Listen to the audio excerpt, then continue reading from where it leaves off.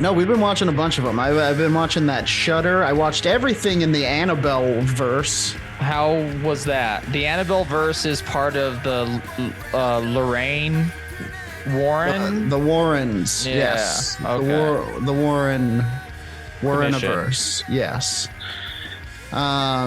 It's pretty good. It's pretty weird and good and strange and good. Not good. Good. I'm saying good so much because it's not actually good. It is. They are each uniquely terrifying and bad. It's pretty much what they are. I saw a trailer for the new Nun that looks like it is such a bad horror film. I could definitely watch it. The Nun 2. Some. That's the joke that I've been making. Is it should be called Some. Get it? Folks, welcome to Werewolf Radar, the world's premier paranormal preparedness podcast. If that didn't scare you off, hopefully the rest of the podcast will. I'm Jordan Dahl. I'm Roger Norquist. Today's episode of Werewolf Radar is brought to you by Monstroco Horse Repellent. Got horses galloping around your place, standing right at the window every time you open a damn curtain, gnawing at the shingles, kicking in the doors, trying desperately to get into the house every chance they get? What do they want? Doesn't matter. Blast them with horse repellent from Monstroco. What the fuck? Man, we had a horse nest up in the crawl space. And Get those in Brooklyn? I mean, redacted? Oh yeah. They'll get in. They said they get in when they're small, and they grow, and before you know it, you got 4 or 5 horses clomping around up in the crawl space, and they can't fit in there. They're scared. They're terrified. They're crapping out of the vents. Oh, this gotta suck. Yeah, you need this. You need this. I live in Denver. I mean, redacted. We don't have a horse problem. Yeah. Yeah, that's because of all of the bears. We have bed bugs the size of bears. Mm-hmm. Yeah, and they eat the horses. And then what do you do about the bed bugs? Well, you got to get something in to eat them. Yeah, that's why we have the bear problem. We chose bears to eat the bear size bed bugs, and the bed bugs we have no horses though. If there wasn't such a bed problem over there. Listen. The beds deserve a city to call everybody needs a bed. Everybody wants to sleep in a bed. All of a sudden, nobody wants to sleep in a corner, huddled in the fetal position, rocking back and forth because you can hear the horses upstairs in the crawl space clomping around. It's a good product, though. Roger, did you hear what happened this week? Boy, we got a couple. This week, we're talking about a couple of news stories. Can I go first? Go first. I'll end with mine. Mine is quite a travel we go on. I'm going to take the speaking skull. I'm going to pack the eyes filled with the stickiest of ickiest weed. Ooh. And I am going to French the mouth and hit it like the coolest, spookiest bong. Jordan. Oh, geez, I'm so baked. I'm ready now to talk about what the Webb Telescope saw. Did you hear about this? Have you seen this? Have you heard about this? I love it when anyone does that. No, I haven't actually. It's a good bit. I've heard some other stuff, such as this is the new one that's out. Classic bit. Yeah, there is. They found new types of galaxies and shit. This thing's just shooting everything, man. They're finding all kinds of shit. This thing is spotting shit left and right. Most recently, planet habitable zone could have rare oceans and a possible sign of life. Webb data reveals. This is from Space's next chapter. Shut up. I mean, don't shut up. Keep going. I'm just amazed. This is according to CNN. Waters may be flowing on the surface of a colossal planet that lies about 120 light years from Earth. That's just 120 years. We could get there in 2 generations, I mean, we can't go the speed of light yet, though. You can't? Lame. According to new evidence uncovered by the James Webb Space Telescope, the investigation with the Space-Based Observatory, one of the most advanced astronomy instruments in operation, revealed that the exoplanet K2-18b may have some key features of a planet that could support bodies of water and life. This is more interesting than they're making it sound because they're trying to hedge their bets here. But basically, they found an organic molecule in the atmosphere of K2-18b that is only produced by organic organisms. Mm-hmm. Says closely orbiting the cool dwarf star K2-18. It's cool as hell. It's a cool dwarf. So imagine a cool dwarf and then, put him in a movie. That's him. It's a cool dwarf star. Cigarettes, sunglasses, leather jacket, maybe a switchblade. Absolutely. The exoplanet lies within the star's habitable or Goldilocks zone and is 8.6 times as massive as Earth. All right, brag. An analysis of Webb's observation found the planet has abundant methane and carbon dioxide in its atmosphere. That's some of the stuff I breathe out. Yeah. The presence of these carbon-bearing molecules, along with a scarcity of ammonia, would indicate an atmosphere rich with hydrogen that surrounds an ocean world, according to NASA news release. Carbon is considered the building block of life forms. The Hubble Space Telescope spotted evidence of water vapor in the exoplanet's atmosphere. The finding, described in September 2019 study, helped scientists hone in on K2-18b for further study. The Webb Telescope, which can detect infrared light invisible to the human eye, searched for exactly what elements are featured on the planet's atmosphere, and bada bing, bada boom, found this shit. And more importantly, at the latest observations of the planet also hint that a very special molecule called dimethyl sulfide could be present on K2-18b. On Earth, dimethyl sulfide, quote, is only produced by life. Yeah, it's what I pee. According to NASA, quote, the bulk of the DMs in Earth's atmosphere is emitted DMS. Sorry, not DMs. They're not DMing Earth. The bulk of the DMS in Earth's atmosphere is emitted from phytoplankton in marine environments. Okay, so maybe it's not the stuff I pee. I was wrong, everyone. So they're saying no guarantees, but it's looking like K2-18b might have some weird little critters down there. Dude, Waterworld, what do you think they are? Dolphins? Like Echo the Dolphin? I'm going to guess sponge folk. Oh, like SpongeBob? With strange square pants and a grating way of laughing. This next segment of the CNN article is titled Hot Ocean Worlds. Nice. Sounds like an ad you would see in the seedier part of the galaxy. Just a bunch of planets in bikinis. Pull over here for Hot Ocean Worlds, live nude worlds. The discoveries about its atmospheric composition suggest it could be a, quote, Hycean exoplanet, a theoretical type of planet that runs hot, but is covered in oceans and has a rich hydrogen atmosphere. Just imagine all that rich hydrogen. Where there are liquid oceans, there is potential for life, but researchers still aren't certain that these Hycean planets could sustain life at all. An August study published in the Astrophysical Journal, for example, suggests they would undergo a crushing greenhouse effect. Okay, all right. There are no confirmed Hycean exoplanets just yet. And there is no planet quite like K2-18b in our own solar system, and that makes planets like it poorly understood. The, quote, nature of their atmospheres is a matter of active debate among astronomers, and that's good enough for me, baby.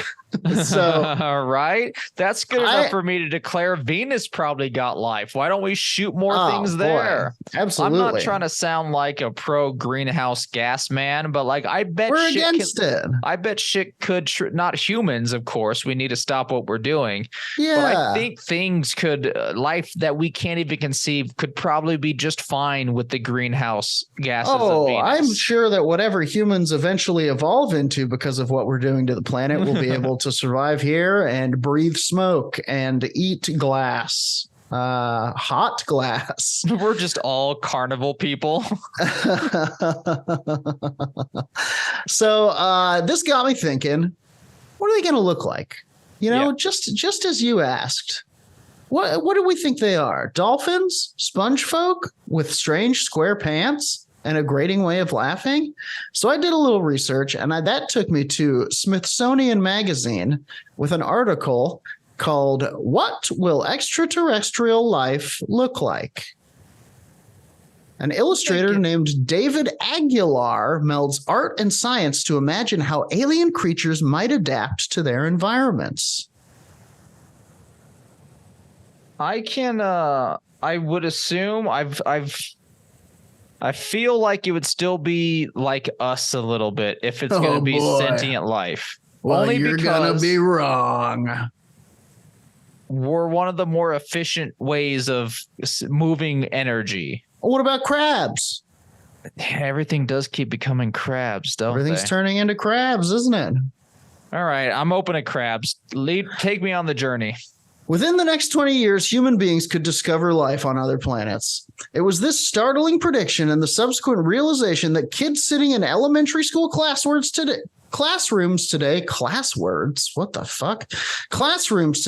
would be the first generation to know where exactly these extraterrestrials live that stoked David Aguilar's imagination. Imagination. From South Park. In his latest children's book, writing a song. Alien Worlds, Aguilar presents 8 worlds, all modeled after Earth-like planets and moons that actually exist in the Milky Way galaxy. Aguilar projects different temperature, gravity, light, and water conditions onto these planets, all educated inferences based on the many stages Earth has gone through in its history. In Ocean World, for example, much like K1812b, K218b we were just talking about, Yep.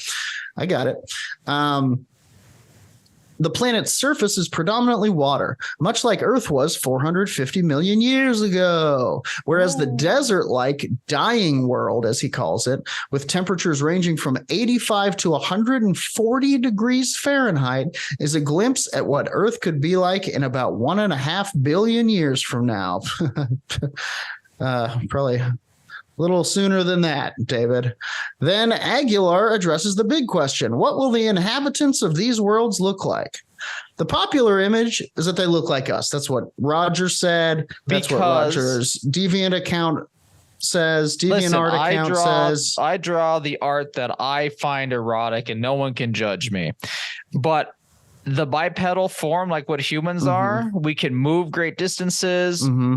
With spending less energy than quadrupeds, and we can also manipulate things. That's why humanoid things, although they might be very different, would be like the like civilizations versus like dolphin civilization or something. 2 arms, 2 legs, a nose, 2 eyes, 2 ears, and something is just slightly different. They got bumps on their nose or pointy ears or purple skin. The Star Trek, I guess. Yes, the Star Trek track.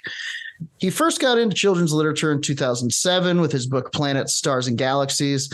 And then he wrote this motherfucker. So let's dig into it without doing any more commercials for David Aguilar. Check it out. His book is called Alien Planets. And let's read about the aliens that he says are on the planets. So first up, we got something that he calls beach rollers. Beach rollers. Here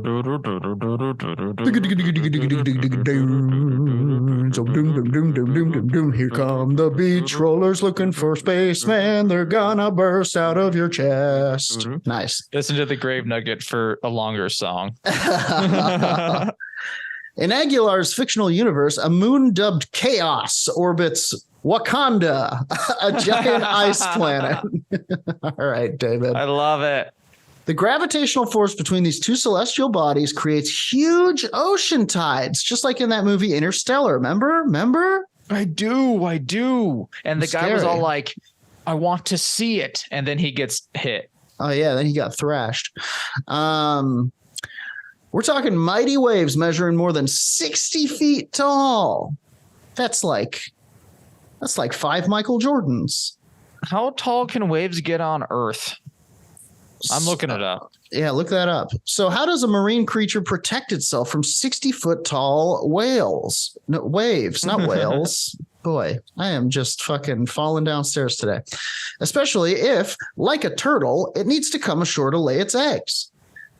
Quote, I thought of airbags in a car, says Aguilar. His beach rollers, crustacean-like critters, simply inflate an airbag around themselves. Coming down those big waves, they roll right up on the beach, take care of whatever they're going to do, lay their eggs or reproduce, but you know it's going to be sexy, and then crawl back into the water and swim out. The beach rollers, folks. The beach rollers. Some wave facts real quick on Earth. Waves can, in open water, reach up to 62 feet, 19 meters. Suck it, Chaos, Moon of Wakanda. And we don't have beach rollers. And the largest peak ever recorded was near the Gilbert Inlet, wherever that may be, and was it's right near the Gilbert Outlet. 1,720 Get feet the tall. Fuck out of here. That is 524 meters. What? That's so terrifying. Earth's pretty terrifying too. Wow. Yeah, we don't have no beach rollers. That's crazy. Rollers. You would have like sharks and shit swimming in there. I mean, I guess you have a real Sharknado situation. Just be hit with a shark. This next thing he's calling sea pups. Oh, Arklandia, a rocky water world where temperatures fluctuate from -25 to 45 degrees Fahrenheit, is much like Earth during its ice ages. On it, Aguilar imagines there'll be a being, a seal-like creature with a peculiar way of hunting. Instead of jumping down and biting something, it extends its very long tongue with fish hooks on it. It grabs an obaki, the red critter, in its mouth. The obaki kind of looks like a flea. Similar to an octopus, so it's like a fleectopus, really. And reels it in just like somebody who went fishing for their day out on the ice. Two large lung sacs on the sea pups' bodies inflate and deflate to help them ascend and descend in the water. And Aguilar says these friendly beasts like to tickle each other. Oh, neat. Adorable. That's what he says. That's what he figures. This next one is called the Conehead. Nice. France. We come from France. Remember Coneheads? It was great. I do remember. Their teeth were sharp. It scared me when I was young. Just 2 million miles away from Arklandia is its twin planet, Venera, home of the venereal disease. Venera is covered in steamy clouds. If you can see 20 feet in front of you, it's a clear day, says Aguilar. Given the haze, the illustrator dreams up 10-foot tall cone heads that navigate their world by emitting and receiving odors. That's right. Stink walkers, y'all. I love a good stink walker. Someone that follows the farts. Oh, yeah. That's what my girlfriend calls me when I leave the bathroom, you know? Oh, look at the stink walker is abroad. Anyway, the idea that there could be creatures that communicate using odors instead of words is quite feasible, says Aguilar. Ants communicate with odors. When an ant lays odors down in a trail, all of the other ants can follow it. That's true. Pheromones. That's not really talking, though. Yeah, but it's communicating. It is communicating. Yeah. And, you know, if you were a 10-foot tall conehead, maybe it would be something a bit more spectacular. Maybe you'd be blasting farts across the room to be like, hey, hey, hey. This way. This is where the party at. Yeah. Next up, cave crawlers. Ooh, I don't like descent creatures. I'm not going to lie. If we're going back to scary movies, the descent, no. Very scary. One of the ways creatures will deal with extreme heat is to go underground, says Aguilar. So naturally, on Moros, his so-called, quote, dying world, where temperatures reach 140 degrees Fahrenheit, cave crawlers burrow in subterranean tunnels. These cantaloupe-sized vermin have multiple eyes and spiky feelers that allow them to flourish in the dark, dimly lit caves. Oof. I don't like it because we could have that here. It's like a little spiky motherfucker. I think about that quite often. Like, what could be living in the? I mean, we inhabit what 0.5% of the planet. Oh yeah, like if not even like 1%, if you're gonna throw the underground in, Yeah, pretty crazy. What's underneath us? That's the real question. What's going on down there? Sure, you have like cave spiders and some snakes. But I'm talking like deeper. What's underneath? Yeah, like 1,000 feet deep. There's still got to be life. If there's water down there, life at the bottom of the sea. There's life in the bottom of the caves. Yeah. Remember in the core when they're digging through, trying to get to the core, and they come crashing out into that giant geode? And it's like the size of like Madison Square Garden. I always think about like, there's got to be something living in there, right? Core worms. Or at least crazy beautiful geode that size. Yeah. We'd be rich, Jordan. Next up, wind catchers. Imagine if on Earth one side was always facing the sun. Oh boy, this old trope, Aguilar. So it was hot and desert-like the Middle East, and the opposite side was always facing away from the sun. So it was always in the dark, and it was like Antarctica, says Aguilar. This is Yelris, or the infrared world.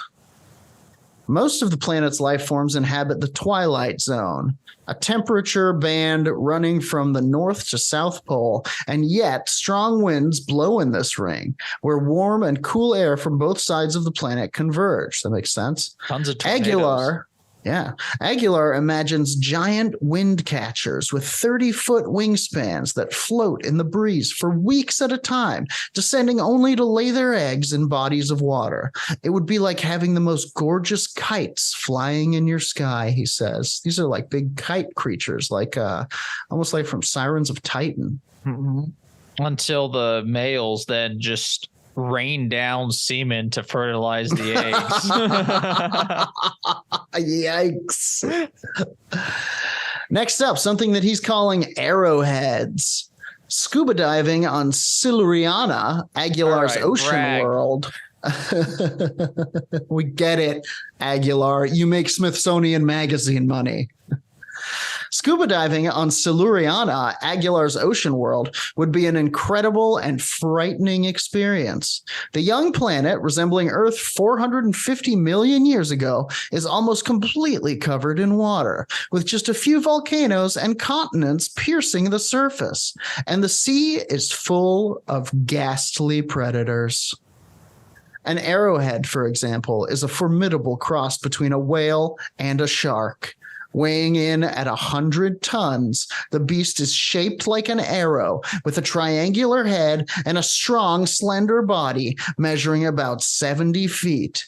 Its sharp teeth are 14 inches long. Despite the arrowhead's fangs, it is the mohawk, a spiky turtle-like creature that will triumph in the clash pictured here. I'm looking at the picture. The mohawk's spines release a debilitating poison. Debilitating poison. I don't hate that the most because truly I hate spiders the most.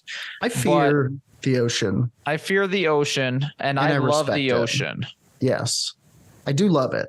I've had a great time in the ocean. Mm-hmm. But you never know what you're going to step on. The ocean, if you're listening, love your stuff, hate your stuff. Next up, something he calls Netseref.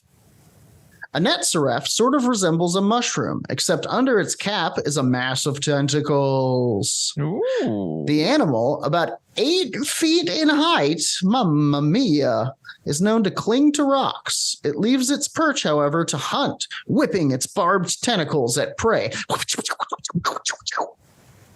The red dwarf star that orbits Yelris beams infrared light onto the planet.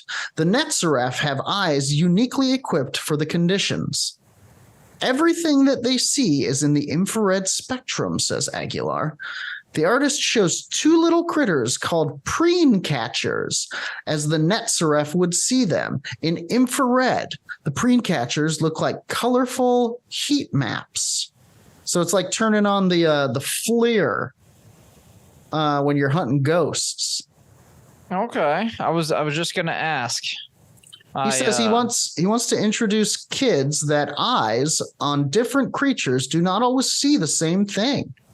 We know now that dogs, and we think cats see a lot of. We know now that dogs and we think cats see a lot of ultraviolet light. I see. Finally, on this list of imagined aliens from David Aguilar.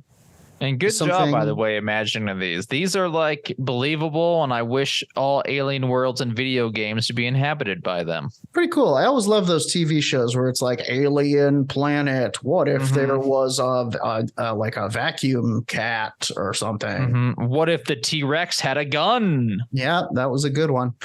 This thing is called Temets, Temmets. Aguilar styled an alien creature he calls a Temet after an actual fossil of Hallucigenia, a small worm with spikes on its back and tentacles for legs that lived on Earth during the Cambrian period, about 500 million years ago. Love that body shape, he says, waggling his eyebrows lustily. So I've been so lonely since Beth left. So I put it on a world that had less gravity. It was much larger in size. Temets roam the cloudy planet Venera. The gentle giants have 8 legs and long snouts for sucking water from lakes. And perhaps one rider on a lonely, distant night. Hey, David? In place of the eyes, which would be futile in the foggy conditions, Temets use sonar for wayfinding. Their spikes emit acoustic signals that bounce off their surroundings. Interesting. They make great pets, says Aguilar playfully. They will not retrieve a ball. That's the only problem. Boy, he sounds like a real cut up, huh? He does. He sounds like he really likes to have fun at a party, you know. Like he's having a grand old time. Ask a lot of what if questions, like what if the dog had spikes? Would you rather, write a book about aliens or get sucked off by a Temet? Just asking. Signed, David Aguilar. So that does it for this one scientist's preview of what extraterrestrial life might look like. It might not be the Greys, it might not be the super angels, might not be the Beezonites. We can only hope it's the Beezonites, but we need it to be the Beezonites. Beezonites, if you're out there, hello, or should we say yeah, but most likely on one of these hot ocean worlds, we're going to find something a little closer to this before we find any intelligent life out there in the galaxy, I believe they call it. So that does it. What were you going to say? I want there to be intelligent life so I can teach it the wrong way to play chess and other board games, That makes sense. You're like, these go in your ears. Mm-hmm. They're called bishops. And this little fella, he goes in the mouth. And now we twirl.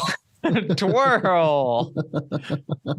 That does it for my segment that I'm calling Not From Around Here. A hot ocean world? Boy. No, wait. Hot local planets is what I'm calling. Yeah, nice. I got it. Oop. Good save. So let me pick up the speaking scroll because I have delved into what's happening in the Mexican Congress with the alien bodies. Those dusty ass aliens. So if you're not caught up to date, get ready for it because we're going into it. In Mexico, Their lawmakers literally had alien bodies dumped in the parliament or in the Congress. I mean, just like thrown on there. Yeah. The man's. You know how our Congress was like, okay, there's like UFOs and stuff, but we don't know what they are. We don't think it's aliens flying them, which is like, what? The fuck are you talking about then? Mexico was like, yeah, we have aliens. Here they are. Yes. And if you keep up with the Ancient Aliens and some other shows, you probably have seen this man. But let's just go in with what I found from Reuters.com. Mm-hmm. Mexican Congress holds hearing on UFOs featuring purported alien bodies. I have pictures and all the fun jazz. In Mexico City, September 13th, Mexican lawmakers heard testimony that we are not alone in the universe and saw the alleged remains of non-human beings in an extraordinary hearing, making the Latin American country's first congressional event on UFOs. They've never had one before, and their first one is bodies, baby. Mm-hmm. That's what we want to see. Show us the body, just like we've been asking. The bodies. Show us the bod. And they were like, sure, we got the bod. You want to see the bod? We got multiple. $15. So in the hearing on Tuesday on FANY, the Spanish acronym for what are usually now termed unidentified anomalous phenomena, politicians were shown two artifacts that Mexican journalist and longtime UFO enthusiast Jamie Maussan claimed were the corpses of extraterrestrials. Go to our YouTube, subscribe, like a few videos, have fun, because we show the pictures there. We show the pictures. We'll show you the bod. How do you like it, Jordan? You're staring at the very rock-like remains of an extraterrestrial. How do I like it? I gotta tell you, this motherfucker looks like he's made from paper mache. For me, it looks like it's literally just like Maussan got a rock chisel and just kind of started etching away, or it's like a clay affair. Why is his face all flat like that? I guess that would be like the front of a skull. Okay, I get it. There's the orbital bones. That makes sense. Yeah, you have eyes here, mouth. You got the nose. He's got a little nose like we do. He does have a little nose, doesn't he? I mean, when I first saw it, my first thought was, remember in that one Futurama with the jerky? Yes, exactly. The jerky aliens was my first thought. Well, that wasn't a jerky alien. In the future, humanity has started to eat in mummies because it's a great jerky. Yes. Well, no, he was a mummified alien prince. Oh, that's right. Okay. And Either way, it's great jerky. He's like, hey, you have to see his father, Mutton the First. He's teriyaki style.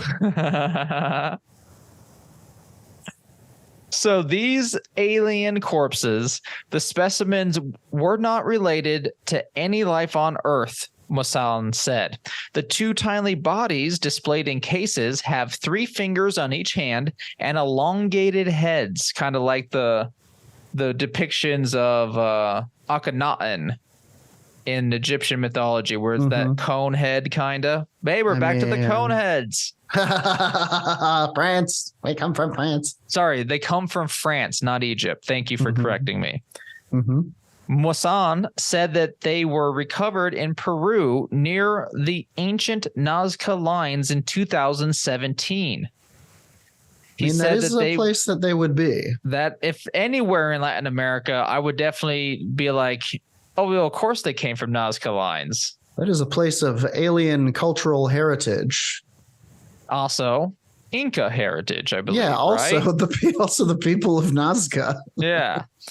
They said that they were about 1,000 years old, analyzed through a carbon dating process by Mexico's National Autonomous University, or UNAM. Similar such finds in the past have turned out to be remains of mummified children, however. So this is the first time we've seen little aliens. And apparently they've just been mummified children and unfortunately prenatal birth, or not fully developed birth, unfortunately early births that the children died through. Yeah. And then mummified. And now we got this little guy who grows great with ranch dressing. Musan said it was the first time such evidence has ever been presented, saying, I think there is a clear demonstration that we are dealing with non-human species that are not related to any other species in the world, and that all possibilities are open for any scientific institution to investigate it. He's all about it. He says, please scan my little buddies. Mm-hmm. Scan them, he says. They're full of bones. We're not alone, he says. Jose de Jesus Celce Benitez, director of the Scientific Institute for Health of the Mexican Navy, said X-rays, 3D reconstruction, and data analysis had been carried out on these remains. I can affirm, this is I forgot his name already, despite saying it. Jesus said that I can confirm that these bodies have no relation to human beings. Unam on Thursday. I can confirm that too, and I'm not even a scientist. But he scanned it. Okay, so we got like I said, 3D reconstruction, DNA analysis, and various X-rays, and they're far from what we understand as humans, specifically human children that have been mummified in this way. Right. Unam on Thursday republished a statement first issued in 2017 saying that the work by its National Laboratory of Mass Spectrometry and with accelerators was only intended to determine the age of the samples. So they've been getting hit up to be like, what are they? And we're like, we don't know. They just know they're old. Sure. Stop bothering us. We can tell you exactly what it is. Old as fuck. Okay. In no case do we make conclusions about the origin of the samples, the state from Lima said, the Laboratory of Mass Spectrometry and with accelerators. Lawmakers also heard from, as we've discussed, American lawmakers have also heard from former U.S. Navy pilot Ryan Greaves, who participated in the congressional hearings about such things. Congressman Sergio Gutierrez from President Andres Manuel Lopez Obrador's ruling Moreno party Surge. Said he hoped the hearing would be the first of similar events in the future of Mexico. We are left with reflections, he said, with concerns and with the path to continue talking about this. In recent years, the U.S. government has done an about face. We've talked about it many times, from going from none of these are real to be like, we're aware that there's a lot of crazy shit in the sky, to now we don't know what it is either. You tell us. Yeah, they still say. So that's the thing that always gets me is like, they're like, yes, okay, there's UFOs, and people are like, okay, so it's aliens, and they're like, we didn't say that. It's like, say that. Well, then what the fuck would it be? And I'm sure that they're like, it's some kind of tongue-in-cheek bullshit where they want to keep a little bit of a secret, where it's like, they're not from outer space, so they're not aliens. It's like, motherfucker, they're non-human intelligences. Stop being coy with me. Show us the bod. So that's what's happening in Mexico's Congress with aliens. What's your take on this? What's my take on it? I think it has a lot to do with that time that the Mexican president claimed that elves were real. And if you don't know what I'm referring to, Mexico right now is going through changes to their election agency. Something we like to call Elfgate. Yes. And if you don't know what we're talking about, this year, February of 2023, the Mexican president, during the height of protest about the changes to the election agency, that's right, said, "What are you all doing? Elves are real, and there's magic." Right. to What a kind of fucking power dissuade move. the people of I believe Mexico they call from that protesting. wagging the dog. Things are still going on. Boy, what a swing. So I believe that the reason why the Mexican Congress is doing this is to, once again, kind of distract the masses enough to where we're not talking about the changes we're making to voting laws and the agency which deals with it. But, look at these two little guys. They're weird, huh? All right. I know you guys have a lot of questions about the voting law changes and stuff like that, but the Power Rangers are real. How about that? What do you think of that? To be honest, I would.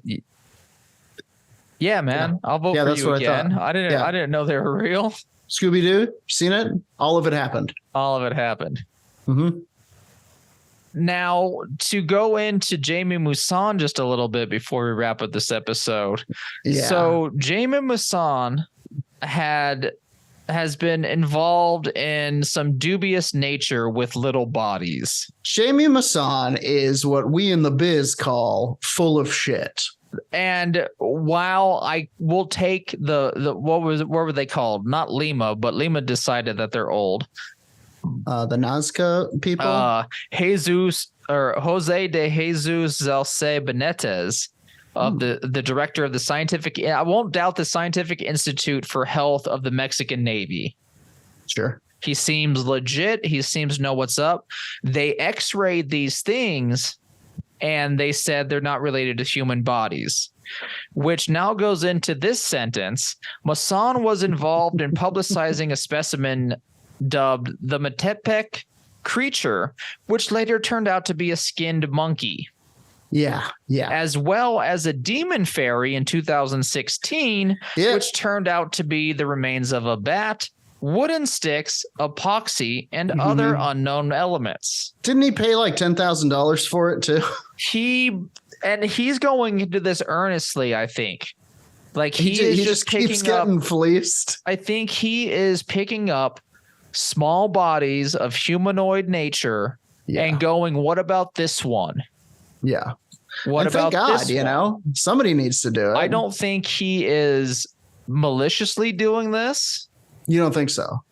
No, I'm not gonna throw that out there. I don't think he's maliciously doing it, but there's a fame and notoriety to be had. I'm not saying he's making it rich, because he does not look like he's doing well all the time.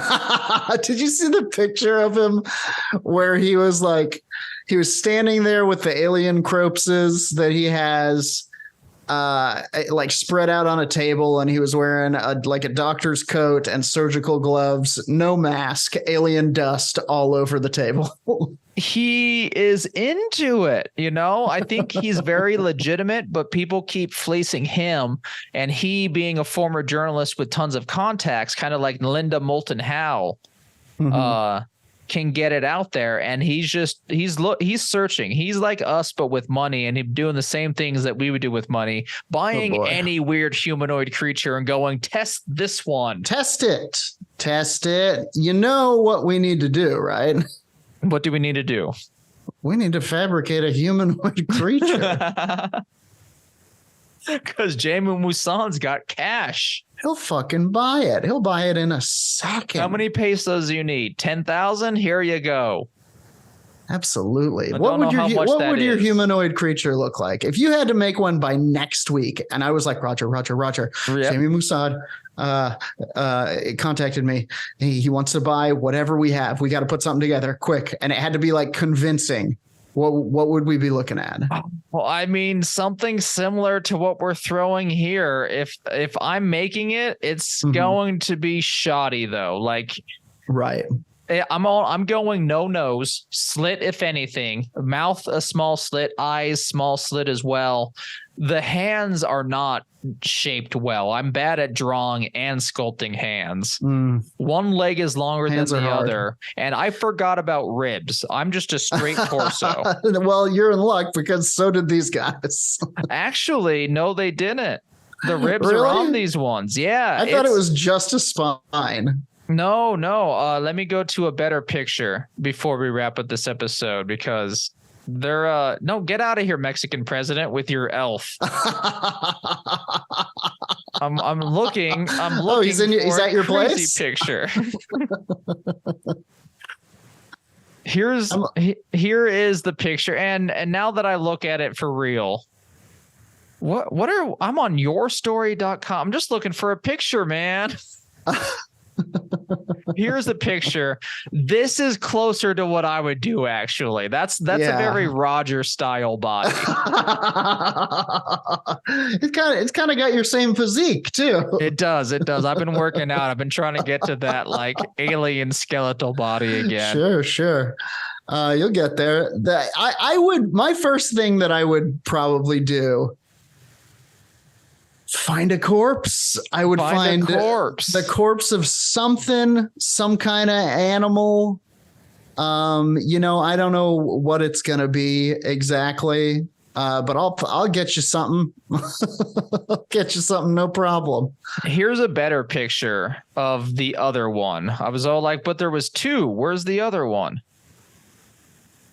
Give me the photo there. Give me the large photo, you monster. Bring him the photo. Now, here's my problem with the whole affair. If on the very right of this search, you'll see it. That's the other one, which is unusually better crafted. And still looks if pretty it is janky. Crafted. Yeah. Still pretty jankety. But once again, I forgot what the place was once again, but the director of the Scientific Institute of the Mexican Navy, or something along that affair, did scan these. They scanned them. Not say that these are just nothing. He said that these are not human, but this isn't. We don't know what it is, I guess. Like they scanned them shits. It's fake. Like there's stuff inside. There's DNA analysis. Yes. There's DNA in there. It's not a crafted thing. Yeah, they are. They scanned by them. Clay, I guess. Sorry, it could still be a bat with some sticks. They scanned them, and there's some shit in there. I did see a thing. This is my take. Jamie Maussan is a known rube at best, like that rube at best, huckster at worst. Exactly. He's been involved with, I think there was a situation where he was like, I've got an alien right here. And they like tested it and they were like, this is a baby. This was a kid that was mummified. Yes. Many thousands of years ago, and bad job, sir. I think, I also saw a video on the TikTok, which was a couple of like paleontologists talking about the bones of the two things and like comparing them. And they were like, so these are like chicken bones or something. These are like tibias jammed into elbow areas. Like there's no ball and sockets. It wouldn't be able to stand. None of the bones in the hands match. Like the bones from the right hand look nothing like the bones in the left hand. Which, as we discussed in your segment, if you're going to be a spacefaring civilization or some shit, you're going to have some matches for ease of use of everything. You know, our hands are the same. You're going to want a righty and a lefty. That match, you know? Yeah, it's one of the main things about it. So, I mean... My initial thought is bullshit, but you got to fucking respect. You got to respect the hustle. You got to respect just what a move. What a move. At least they showed us the bod. This is what we've been asking for the whole time. However, once again, Mexico is going through election changes, and this, I do believe, is very similar to when the Mexican president screamed elf. Just to kind of like get people to stop talking about these changes I want to make to destroy democracy in my country. Oh, you guys don't like what I'm doing? You don't like what I'm doing? Aliens are real. How about that? Aliens are real. We have two bodies. Huh? How about that shit? I guess what I'm saying from the end of my segment, which I'm going to call "Don't trust anyone," especially the man with two aliens screaming at the top of his lungs. But if the government is screaming aliens, look at the other laws they're changing. Yes. An excellent point. Absolutely. It might be aliens. I hope it is could be aliens. Yeah. I hope it is. Look, we'll be the first fucking guys on the boat. We'll be right there. We're super into it, but like, check what the other hand is doing. Just see what the other hand is doing. Yeah, that's going to do it for me, though. I think that's going to do it for this episode of Werewolf Radar, guys. Thank you so much for joining us on a particularly news-heavy Werewolf Radar. You know, shit's happening out there, moving and shaking. We got fucking dimethyl sulfide out there. We got friggin'. Well, not aliens, certainly, but, some pretty dope piñatas happening. And who knows what else. Keep your eyes peeled. Thank you for listening to us and supporting the show. We love you. You're the best. Yes. Could not do it without you. The show literally runs because of all of you. And maybe one day we can do this full time and come up with crazy segments and do multiple episodes every day. Maybe we'll go out there and we'll be on a TV show where we spend the night in a haunted horse. Not a haunted house. I did not misspeak. A haunted horse. Jordan, the horse repellent. Now's the time to use it. I knew it. I knew I brought this for a reason. If you really liked what we did here today, please go over to patreon.com/werewolf radar. You can join our Patreon, help support the show financially. If you can't help us with a financial donation, you know what you can do? You can just go ahead and give us 5 stars wherever you're allowed to give out stars on the internet machines. You might be listening to us on Apple podcasts. You might be listening to us on Stitcher. You might be listening to us on Spotify. You might be listening to us on Corbo or Coopus or Pimpwell. You might be one of the cats listening to us on our website, werewolfradar.com. You could be listening to us on werewolfradar.com. You could be listening to us on Tuvu or Chiwi. We could probably get on Tubi, to be honest. Coming to Tubi soon.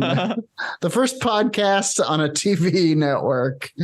It'll be the movies are bad, man. We'd fit right in. Yeah, for sure. Point being, give us some stars. We love it when we get those stars. It's free to do. And it would really help us out. Check us out over on Twitter. Sorry, whatever they're calling it now. Fuck it. It's Twitter. We're calling it Twitter. I'm never calling it X. When you call it X, it sounds like you're redacting something from the conversation. And you're like, check us out on stop mid-sentence. Website X. Dude, let's call it that. Website X. Yeah, check us out on Website X, everyone. It's our favorite social media. That's pretty good. Got to admit, that's pretty good. We're on Instagram. Are we on Threads? We're on everywhere. Threads, but to be honest, social media suck. Just visit our website. Our Discord is the best. Right now, we got a great Discord community. We're all sharing all sorts of fun memes, talking paranormal so much stuff. Fun. Absolutely.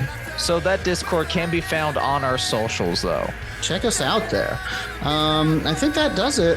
Shout out to Chuck from Snappy Little Numbers for our intro and outro song. I think that does it for another episode of Werewolf Radar. Thank you so much for joining us. Until next time, as always, our sign-off line on the count of 3. 1, 2, 3. Punch the sky, Spaceman Joe.